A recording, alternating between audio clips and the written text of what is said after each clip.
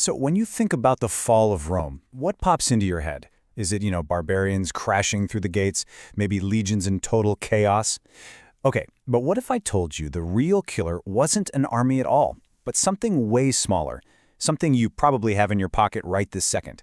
We're going to dive deep into this, because how Rome's money died, well, it's a huge warning sign for the money we use today. Let me ask you something. Seriously, the money in your wallet or in your bank account, is it real? I mean, what actually gives it value? It's a question we almost never stop to think about, right? But as we're about to find out, we really should. You see, about 2,000 years ago, the Roman Empire had to face that exact same question. And the way they answered it, well, it didn't just break their economy. It completely shattered their entire world. And this really gets to the heart of what we're talking about today. See, Rome didn't just get conquered by outside enemies. No, it rotted from the inside out. And the poison? It was their money. So this isn't some story about gladiators and sandals. This is a story about how an empire destroyed itself from the inside, financially. All right, so let's get right into it. We've got to start at the beginning, with the main character of this whole drama, a tiny silver coin. A coin that first built and then completely broke the greatest empire the world had ever seen. For hundreds of years, the Roman denarius was basically the world's most trusted currency. It was not the gold standard, but the silver standard. It was trusted absolutely everywhere. Soldiers got paid with it, merchants wouldn't take anything else. It was real, tangible wealth you could hold in your hand. The denarius wasn't just a piece of metal. It was, and I love this phrase, confidence in metal form. But here's the thing. Running an empire is insanely expensive. I mean, Rome was stretched to its absolute limit. They were paying huge armies, building all those famous roads and aqueducts, and fighting wars on pretty much every border. Their spending was just out of control. And taxes? They weren't even close to covering it. So, the emperors, they came up with a little trick. A trick that, believe it or not, governments are still using today.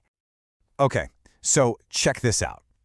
Back at the very beginning of the empire, under Augustus, the denarius was almost pure silver, like 95%.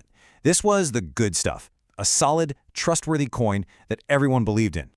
But then, fast forward to the early 3rd century, and boom, the silver content gets slashed to just 50%. The government's trick was pretty simple, actually. They'd just melt down the old pure coins, mix in a bunch of cheap metal like bronze or copper, and then mint way more new coins. They looked kind of the same, but they were just a cheap knockoff of the real thing. And it gets worse. Just a few decades after that, it was a total catastrophe. The denarius now had less than 5% silver in it.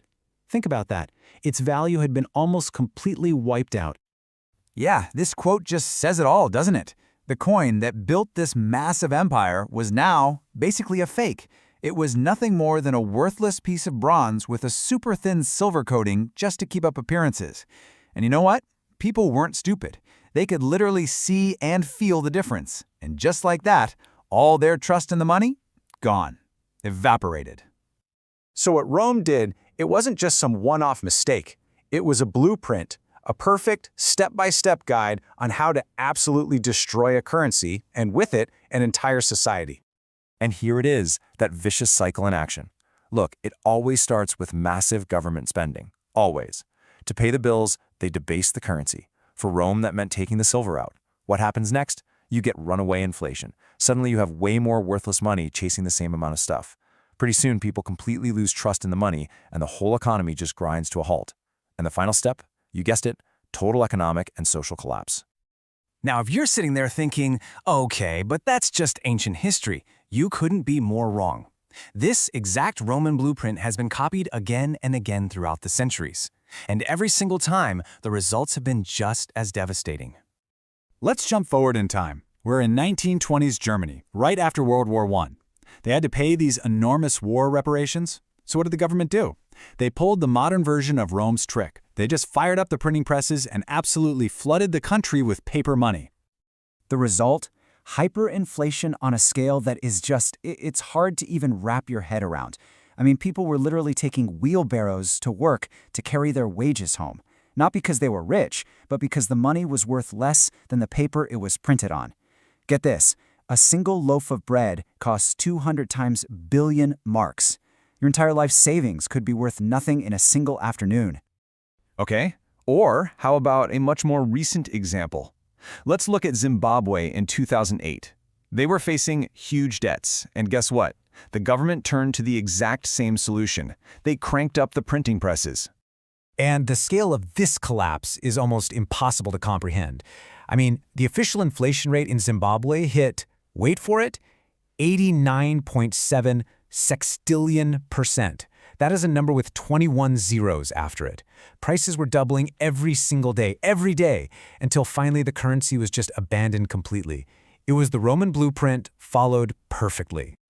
Which, of course, brings us to today, right now. Because the same pattern is playing out all over again. But this time, the trick is a lot more sophisticated. So for our modern world, the big turning point was 1971.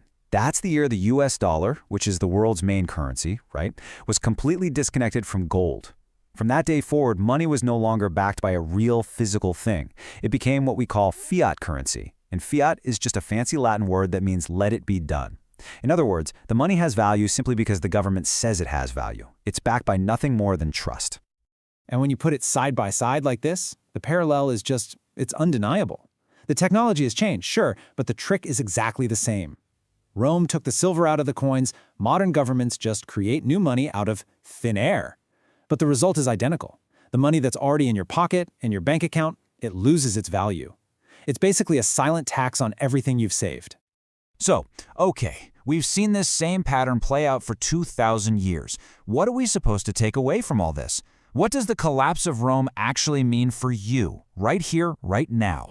Well, there are three really crucial lessons here. Number one, inflation isn't an accident. It's not like some random storm that just happens. It's a policy choice, and it's almost always used to pay for government overspending.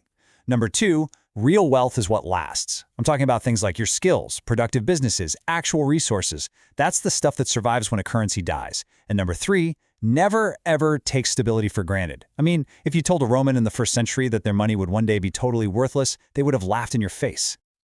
Look, at the end of the day, this isn't just a history lesson. It's a warning. The fact that money is fragile, especially when it's abused by those in power, that's a constant throughout all of human history. The Roman crisis proves it. When money stops being real, society itself starts to fall apart at the seams. So, if this little explainer made you think twice about the money in your wallet, do us a favor and hit that subscribe button for more stuff just like this. And hey, drop a comment below and let us know your biggest takeaway from all this. History has all the answers, and we're here to help you find them. Thanks for watching.